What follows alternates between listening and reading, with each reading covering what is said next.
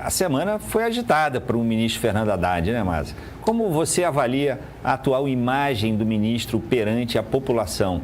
Positiva ou negativa? Primeiro, boa noite, né, Tardan, pessoal que acompanha a gente. Eu acho que ainda é muito cedo, né, para fazer uma avaliação completa de como é que vai ficar a imagem do Haddad, porque você tem dois lados da moeda, né? Tem essa iniciativa, esses memes que estão conseguindo marcar muito, associar a imagem do Haddad a essa ideia de criador de impostos.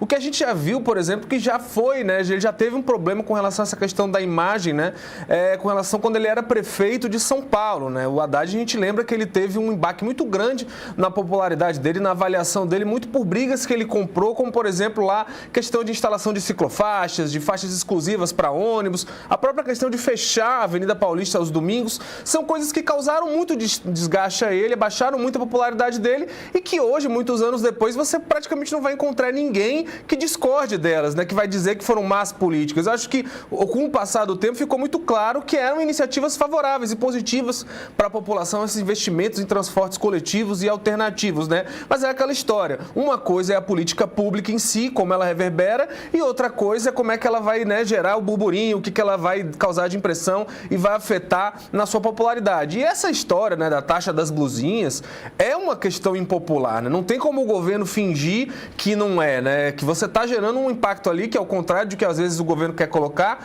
não é só para pessoas mais ricas, né? A pessoa mais pobre também gosta de importar. A gente tem muita loja nos centros das cidades que vivem disso, de importar produto, né, industrializado da China e revender capa de celular e tudo mais. São inúmeras lojas só aqui no centro de Fortaleza que tem isso. Então, é uma medida impopular, Tardan, e aí me incomoda um pouco quando você vê essas declarações, como a do Lula, né, dizendo que o Haddad está sendo achincalhado, ou a do AGU, que eu achei mais grave, né, o Jorge Messias ali, que disse que tinha que apurar quem é que estava financiando isso. Ora, me lembrou muito, inclusive, o Bolsonaro, na época que botava, né, o André Mendonça, acionava na justiça gente que criticava o Bolsonaro. Eu acho que o governo ele tem que aprender a combater isso de outra forma, né? No debate público mesmo. E aí vai até na pergunta que você me fez no início, né? De como é que vai ficar a imagem do Haddad. O Haddad, o PT e a esquerda, né?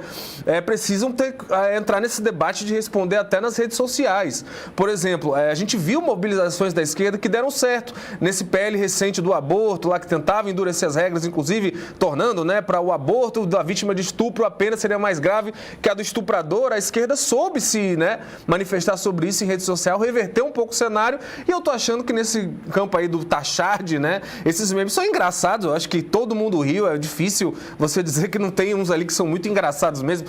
Tinha até daquele Curtindo a Vida Adoidado, né, taxando o pobre adoidado, eu não vou mentir, eu dei boas risadas quando eu vi, e o governo precisa entrar no debate, né, ainda mais quando você tem, Tardan, se a gente for analisar, os números da economia são horríveis para o Bolsonaro, né? Claro que ele pegou uma Covid, né, uma pandemia, pegou um momento de guerra lá na Ucrânia, instabilidade e tudo mais, mas o governo do Bolsonaro foi um governo de péssimos indicadores econômicos de cima a baixo.